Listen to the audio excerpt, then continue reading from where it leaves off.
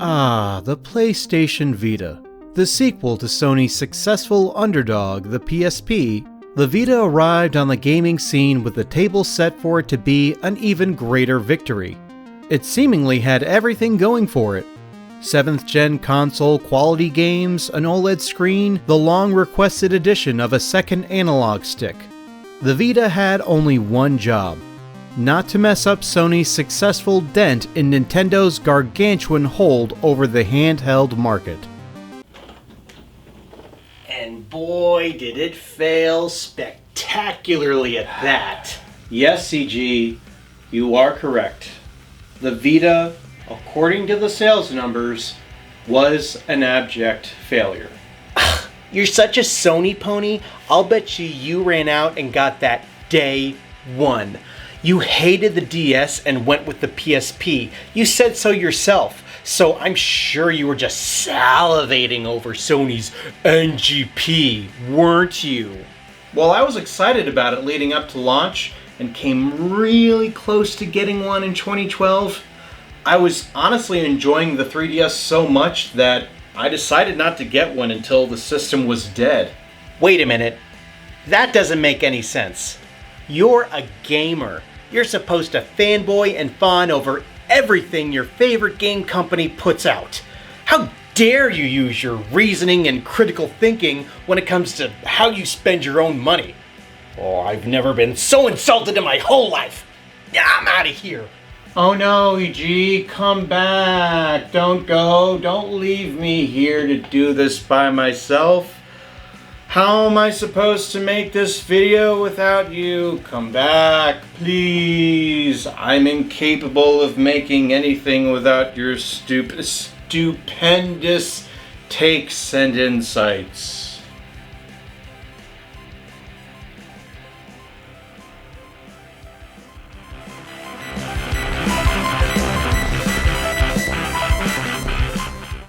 There's no getting around it. The Vita flopped hard and killed handheld gaming on PlayStation as we know it. While I would love to go into all the different angles and theories about why the Vita failed, instead I'll be focusing on the hardware itself. This is the first Sony handheld that I'm doing a hardware retrospective for, and I want to do it justice, no matter how poorly Sony might have supported it. So let's lay aside the proprietary problems and sluggish sales of the Vita and get into the differences between the models. First released in 2011 in Japan, then elsewhere around the world in 2012, the PlayStation Vita was the PS3-like successor to the PS2-like PlayStation Portable. The latest, most similar model of the PSP, the 3000 series model, is what I'll be comparing to the first model of the Vita Sony released. This first model, known as both the 1000 series and the OLED model, shares plenty of features with the PSP 3000. The layout is pretty much exactly the same with a landscape orientation. Long live the Game Gear. The screen is a 16:9 ratio widescreen, which, I just found this out, the PSP screen is apparently not a 16:9 ratio, but it's so close you most likely won't notice the difference. And stereo speakers make a return. These two machines share analog controls, the same D-pad, face, start select, and shoulder buttons, headphone jacks, digital volume buttons, storage expansion, microphones, Wi-Fi, rechargeable batteries, and sleep modes. The Vita also carries over the same services such as the PlayStation Network, PlayStation Store, and PS3 Remote Play. The PlayStation Vita is backwards compatible with the PSP, but there's a catch. It only works with digital versions of PSP games, so any PSP game that only has a physical release, and there are many of them, the game is simply not available on the Vita. Now, where the Vita differs from the PSP, the screen size has been increased from 4.3 inches to 5, with a resolution bump from 480 by 272 to 960 by 544. And now employs an OLED panel instead of an LCD one. Bluetooth is now included despite it having debuted in the PSP Go, and some of these first Vita models can connect to AT&T 3G, here in North America that is, for downloading content. The controls have seen a bevy of changes. The face buttons and D-pad are now much smaller, with the D-pad also not being separated into 4 distinct areas. It's just one solid pivoting button. The analog control is a stick instead of a slider. A second stick has been added for camera control. The screen now allows for touch controls. The back of the device features a large touchpad. 6-axis motion controls are available, and the PlayStation button glows blue when the system is on and orange when it is charging. Only serious gamers will appreciate this. We now have both front and rear-facing cameras. The unit charges via a proprietary port and cable that you must never lose, and an accessory port that was never used. While the PSP used UMDs, Universal Media Discs, for playing physical media, the Vita utilizes a game card, very similar to the Nintendo DS and Switch lines. While the PSP used Sony Memory Stick Duos, which could also be used inside Sony cameras, the Vita uses Vita-only memory cards. As stated earlier, the PSP's graphical capabilities put it in the same league as the PlayStation 2, while the Vita's power is similar to the PlayStation 3's. New features on the software side include an email client, system-level party chat, and PlayStation 4 Remote Play. In 2013, Japan received a revision in the form of the PlayStation Vita 2000 series model, colloquially known as the Vita Slim. It was later released to the rest of the world in 2014, and of course has a few differences from the OLED model. It is thinner and lighter, now sports an LCD screen instead of OLED, the battery life has been lengthened by about an hour, and there is now 1 GB of internal memory, whereas the OLED model has no internal space to speak of. The charge port has been changed from a proprietary port to USB micro, the rear touchpad has been shrunk down, the unused accessory port is now gone, and the light up PlayStation button has been replaced by a couple of stripe LEDs at the top of the handheld, while said PlayStation button and Start Select buttons are now circular instead of oval shaped.